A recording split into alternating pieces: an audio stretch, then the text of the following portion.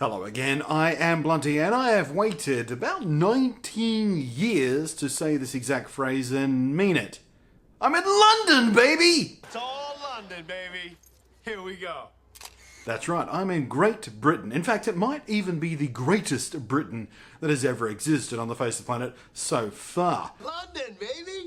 And if I'm honest with you, it has been a bit of a bitch of a trip so far. My eyes are probably bleary, but it's a hell of a long trip here from Sydney. I went from Sydney to Singapore, from Singapore to London, and that was 22 hours in the air, plus or minus a few extra hours on either side for getting to the airport and getting through customs, and in Singapore and going to the terminal. And Singapore, it's a very large airport at Singapore. I had to walk for 25 minutes just to get from the gate that I got off at, get on the train to go to the new terminal, and still have to walk for 25 minutes to get to the gate at which my plane was leaving. And I only had an hour to do that. Anyway, it went fine. It was all right. Yeah. But yeah, 22 hours in the air on the flight in economy class, of course, because no one sends me first class because I'm not that famous yet.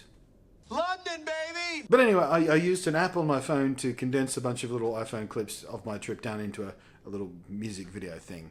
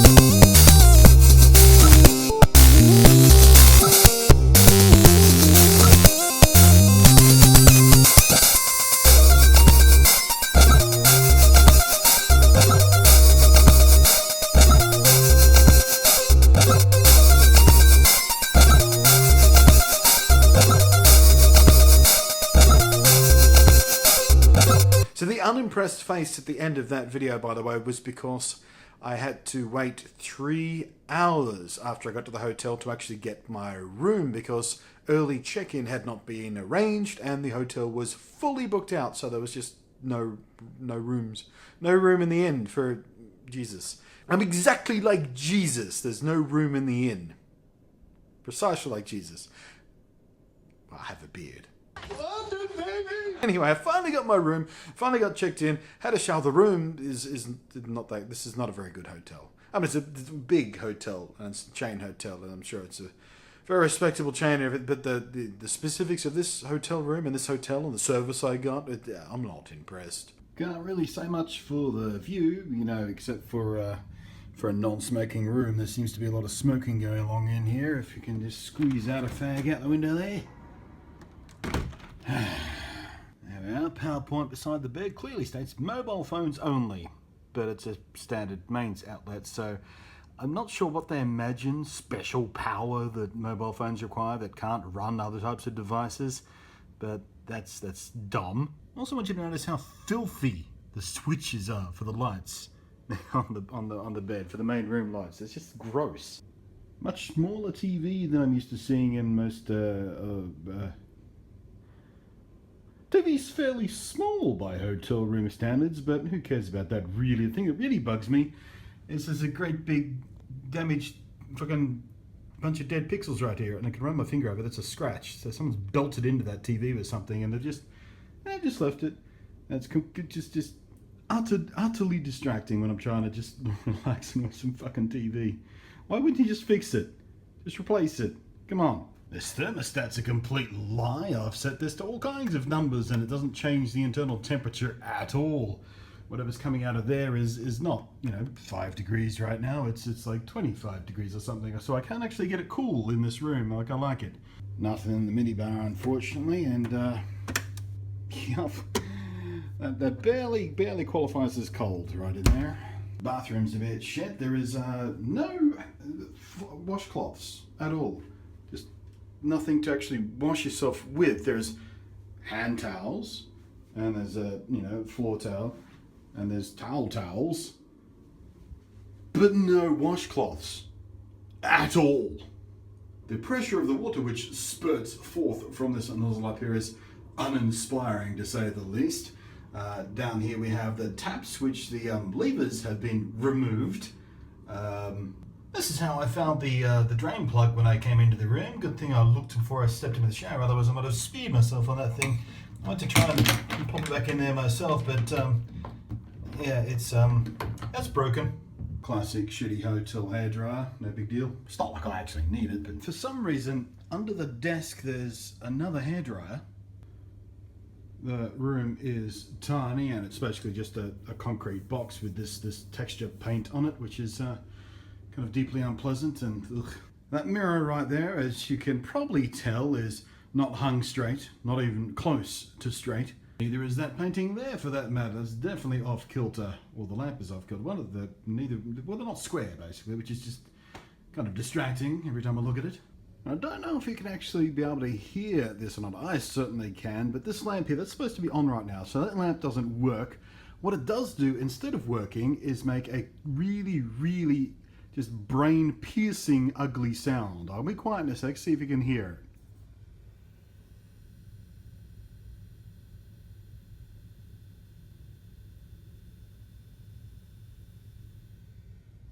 it. Hear that? Yeah, you can hear that from across the room. And those are just some of the things I've noticed so far in the hotel. That's the first impression stuff. Walk in, walk around and go, oh, well, that's filthy, that's broken, the knobs are missing off that, the air conditioning doesn't work properly, and the bed is horrible, and the TV is small and has a great big gash of stuck pixels on it, which is just super crazy, annoying. And it's a shit hotel, basically. It's a shit hotel. Although, I might be just extra pissy because they made me wait 3 hours for my room after a 22-hour flight, so maybe I was in no mood to put up with any shit.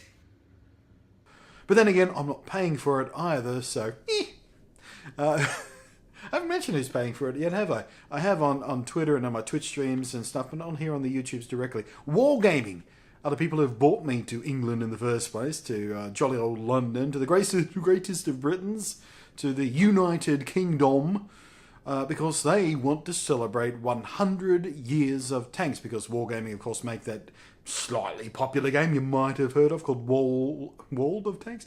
World of Tanks. I'm very tired, I can't speak properly, and I have been drinking beer, and I'll tell you about the beer in a second. But yeah, World of Tanks. Obviously, if you make a game that's completely based around cool tanks and stuff, when the 100th anniversary of the very first, tank going into military, well, it's not the very first tank, there were other prototype tanks, and even Leonardo da Vinci designed a tank, but this, the Mark I, the British made Mark I tank, the first tank to be used in warfare. In a couple of days it will be exactly 100 years since its commander gave the order to roll onto the field of battle, and that's worth celebrating, again, if you have a game that's all about tanks. So there's going to be a big display, and we're going to the Bovington Tank Museum, which is one of the greatest collection of tanks in the entire planet, I'm told. Very excited about that. I've done a bunch of research on World War I British tanks, World War Tank, British tank, so I've been learning stuff myself, because I've never been really into that, military machinery kind of thing, and I've watched a few documentaries here and there out of, because pure boredom or interest or whatever, but I'm doing a little bit of research, kind of interesting stuff, and I'm going to tell you all about it in a bunch of videos, I'm sure, supported by a bunch of cool vision of tanks, and, That's London, baby! Alrighty, so this right here is my GoPro 3-axis stabilizer. I reviewed it, I love it, I've used it plenty of times shooting at events and stuff like that, wouldn't want to do without it, I love it to bits. Now though, I've got an old big boy stabilizer. This thing is the Glide Gear GNS 100 Garanos 3-axis gimbal stabilizer, and it is designed for big boy cameras like the one I'm shooting this with. So give me a sec, and I'll make a quick cut so you can see exactly what I'm talking about. Check this out. You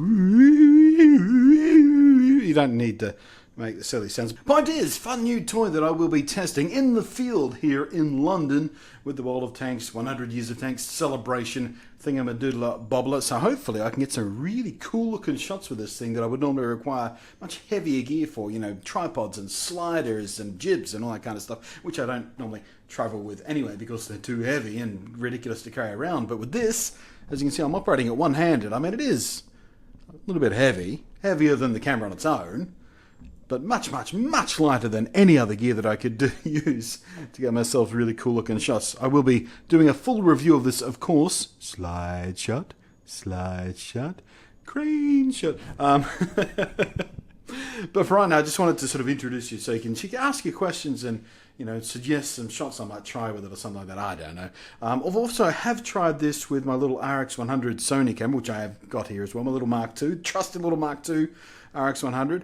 And you can get that balanced on there as well, which is pretty cool. And apparently, I haven't tried this with a DSLR yet, but apparently it'll hold up to about 2.5 kilos, so it should be fine with even the moderately large DSLRs with big chunky lenses on. But of course, I'm using my little G7 here, which is my go-to camera for this kind of stuff. So, let me swing it around here. So yeah, look, I can even do a walk and talk one-handed and be perfectly smooth. Whoop, whoop, whoop. Turn you around the mirror. Whoop, whoop, whoop, whoop, whoop, whoop. I'm excited by the new toy, you might be able to tell. Another bit of equipment I am testing live in the field on this trip is this. It's the WD My Passport Wireless Pro, which, as some of you may know, is the new model of my very favourite travel hard drive ever, the WD My Passport Wireless, which I loved for many reasons, but specifically because you could use it without a computer. There's a little SD card on the side. You pop the SD card in, it automatically backs up the SD card from your camera onto the hard drive inside, and, you know, I could just archive my memory cards from my cameras on the go without bringing my computer with me if I wasn't planning to do any editing. But I do have my computer this time, so it's just a storage device. But I will be testing the SD card reader as well, because the Pro version has that, of course. This is the 3 terabyte version, so lots of space. I'll be recording some stuff in 4K, because why not? Got the camera that does it, got plenty of hard drive space, so why not? Don't know whether I'll publish in 4K, but 4K is always useful for 1080p because you do cropping and stuff. Anyway, I'll be doing a full review of that, but just so you know, I'll also be testing that in the field this week. But then I went for a walk and trying to find a convenience store so I could stock my little fridge with some energy drinks so I can actually operate tomorrow morning. But also picked up a beer because I just really, after the day I've had, well, I say day, it's more like 2 days, but the sleep schedule and planes and jet lag, and I don't even know what's going on anymore. So I just grabbed a beer from the beer. I had a bunch of American beers in the beer fridge in this convenience store that I found. And I was like, well, I'm in England, I might as well try to actually properly, you know, locally England a beer and stuff. And I saw this one that said, brewed in the United Kingdom. I said, fuck it, that'll do. So this is Tennant's Super. It's a lager. It's unusually strong for a lager, 8% volume. And, you know, most beers in Australia is 5, 6-ish, 5.5, that kind of area. So this being 8 is unusually strong for a beer, and I've drunk most of it already, which is contributing to my slurring because I haven't eaten anything all day either. Well, I had one biscuit from the tea tray, but that's all I've really eaten all day. There's a dinner later going to. We'll check that out.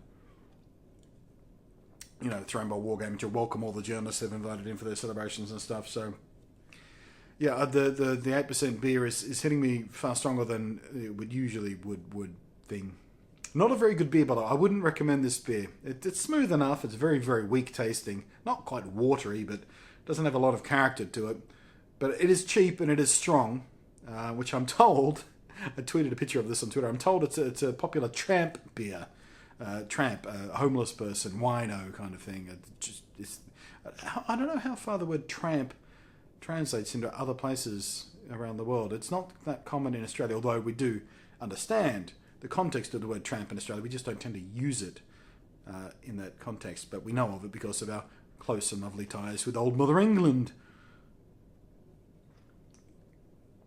They did have Foster's in the fridge as well, which I nearly bought because Foster's is Australian for beer, except it's not, because nobody I've ever known in my entire, 3.5 decades of life in Australia has ever enjoyed drinking Foster's. It's shit beer. Rambling vlog done. the next videos you will see from me. I don't know how much time I'm going to have to produce them. I might have to wait till I get home, or I might be able to do them sort of at night or in the mornings or before I fly out or something like that. But, you know, coming to you relatively soon. Videos from England, both of my little travel adventures and the stuff that World of Tanks and Wargaming got planned for us. Like I said, you know, going places and seeing things, and telling a bit about history and going to the museum. And hopefully I can do a series of videos that are both entertaining and informative and enlightening and joyful and happy, and, you know, just apply whatever talent I have into making as much cool content out of this trip as I can, because it is my very first time anywhere in Europe at all.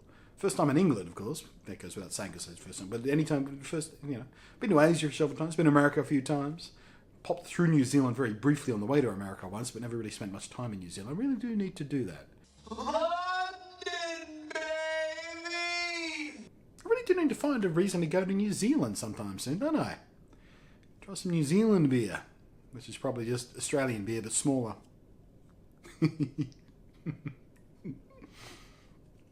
But yeah, looking forward to my adventures in London. Thanks for watching. I am Blunty, and I will catch you next time. I'm going to finish off this beer, set an alarm, have another wee nap, and then go to the dinner tonight.